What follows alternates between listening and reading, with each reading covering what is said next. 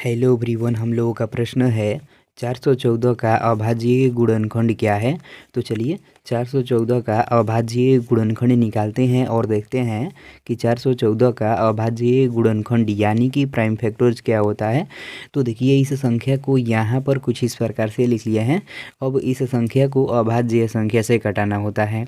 तो जैसा कि हम लोग जानते हैं कि सबसे छोटी अभाज्य संख्या 2 होती है, उसके बाद 3 होती है, उसके बाद 5 होती है, उसके बाद 7 होती है।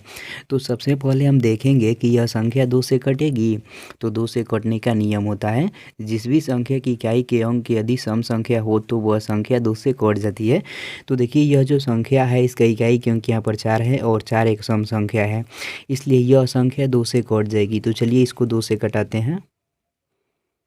देखिए यहाँ पर पहले 4 है तो यह 4 इस 2 से 2 बार में कट जाएगा, क्योंकि 2 दूनी के 4 होता है। यहाँ पर 1 है तो यह 1 इस 2 से छोटा है, इसलिए इस 4 को भी ले लेंगे।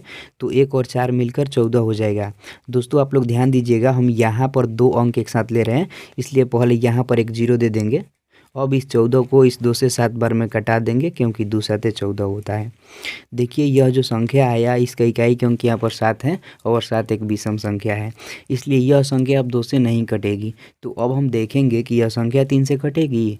तो 3 से कटने का नियम होता है, जिस भी संख्या के अंकों का योग यदि 3 से कट जाता है तो वह संख्या भी 3 से कट जाती है। तो चलिए इस संख्या के अंकों को जोड़ते हैं और देखते हैं 3 से कटता है। तो देखिए इस 2 में इस 0 को जोड़ेंगे तो 2 ही होगा, और 2 में इस 7 को जोड़ेंगे तो 9 होगा। तो 9 जो संख्या है वो 3 से कट जाती है, इसलिए यह भी संख्या 3 से कट जाएगी। तो चलिए इसको 3 से कटाते हैं। देखिए यहाँ पर पहले 20 है तो यह 20 इस 3 से नहीं कटेगा, इसलिए 20 से कम 6 बार में 18 ले जाएंगे, और इस 20 में से इस 7 के पास 2 हासिल चला जाएगा, तो यह 27 हो जाएगा। तो अब यह 27 इस 3 से 9 बार में कट जाएगा, क्योंकि 3 27 होता है। देखिए यहाँ पर 69 आ गया, तो यह संख्या अभी 3 से कट जाएगी। तो चलिए इसको 3 से कटाते हैं। देखिए यहाँ पर पहले 6 है तो यह 6 इस 3 से 2 बार में कट जाएगा, क्योंकि 3 दूना 6 होता है, और यह 9 इस 3 से 3 बार में कट जाएगा, क्योंकि तितरी के 9 होता है। यहाँ पर 23 आ गया, तो 23 तो एक अभाज्य संख्या है, इसलिए यह संख्या खुद के अलावा किसी भी संख्या से नहीं कटेगी, इसलिए 23 को 23 से कटा देंगे, तो यह एक बार में कट जाएगी। अब हम कुछ इस प्रकार से यहाँ पर लिखेंगे 414 बराबर, देखिए 414 जो यह संख्या है एक बार 2 से कटा है, और एक 2 बार 3 से कटा है, और एक बार 23 से कटा है।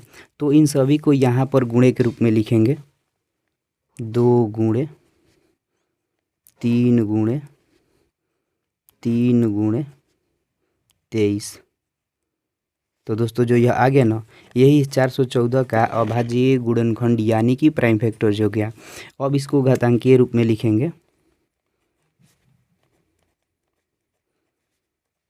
देखिए यहाँ पर 2 एक बार है, इसलिए 2 को एक बार इसी तरह से लिखेंगे और गुणा का चिन्ह देंगे। यहाँ पर 3 2 बार है, इसलिए क्या करेंगे 3 की घात 2 लिखेंगे और गुणा का चिन्ह देंगे। यहाँ पर 23 एक बार है, इसलिए 23 को एक बार इसी तरह से लिख देंगे।